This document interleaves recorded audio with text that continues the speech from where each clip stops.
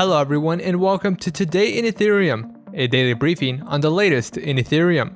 Dom Hoffman creates an additional 1.3 million loot NFTs. Elizabeth Warren calls crypto a shadow bank. More than $1 billion is locked up on Ethereum Layer 2. And more than 200,000 ETH has been burned since the implementation of EIP 1559. All this and more from Today in Ethereum starts right now.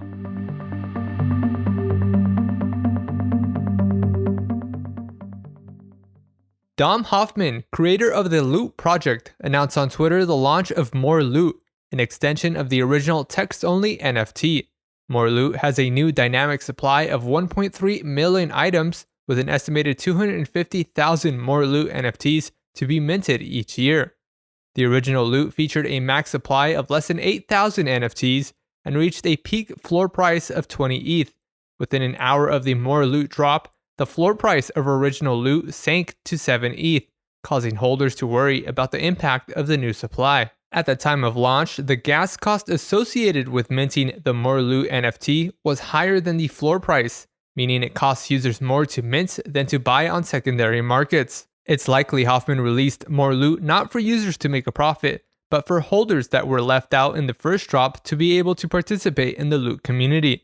Only about 2,400 accounts managed to mint the original Loot, which were also airdropped roughly $50,000 in AGLD tokens per NFT. Will Papper, the creator of the AGLD token that serves as Loot's native currency, said on Twitter that the community can decide whether Loot, More Loot, or both are eligible for future AGLD claims.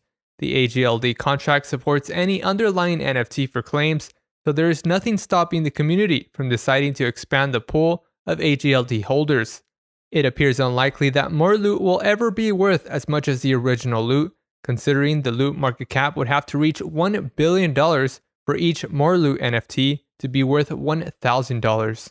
In an interview with the New York Times, U.S. Senator Elizabeth Warren told reporters that cryptocurrency is the new shadow bank, referring to non-bank financial entities that provide services outside of traditional regulated banking. The New York Times article revolved around crypto lending startup BlockFi and its battle with numerous state regulators scrambling to regulate crypto banking-like services. She told the Times, quote, "Crypto is the new shadow bank. It provides many of the same services, but without the consumer protections or financial stability that back up the traditional system," end quote. Warren remains a long-standing critic of cryptocurrency. She even raised the idea of banning banks in the US from holding cash deposits backing up stablecoins, which could effectively end the surging market. Via a series of public letters, Warren has initiated dialogue with the head of the SEC, Gary Gensler. In July, Warren wrote a letter to Janet Yellen, President Joe Biden's Treasury Secretary, calling for a coordinated and cohesive regulatory strategy to mitigate the growing risk that cryptocurrencies pose to the financial system. There is now more than $1 billion in total locked value on Ethereum Layer 2, according to data from Layer 2 tracker L2Beat. Decentralized exchange DDEX leads the chart with $285.6 million locked on Layer 2. More than a half of the total value locked on Layer 2 is based on ZK rollups. An estimated 250,000 transactions are processed daily on Ethereum Layer 2. L2Beat does not track data on Polygon, which is a proof-of-stake sidechain and not considered a Layer 2 solution. L2Beat defines Layer 2 as a chain that fully or partially derives its security from mainnet Ethereum, so that users do not have to rely on the honesty of Layer 2 validators for the security of their funds.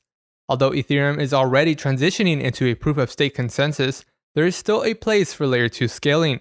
The network will have the potential to reach an estimated 100,000 transactions per second by combining sharding with rollups and other scaling solutions. The fractionalized dog NFT, the meme image of Doge, is now worth $336 million. Placer DAO, an investment and art acquisition collective, fractionalized the original Doge meme NFT, which it purchased for $4 million in June. On September 2nd, Placer DAO fractionalized the NFT into nearly 17 billion fungible dog tokens. Fractional NFTs turn a single non-fungible token into many fungible tokens, allowing more people to own a share in a single NFT. Each individual dog token represents fractional ownership in the original Doge meme.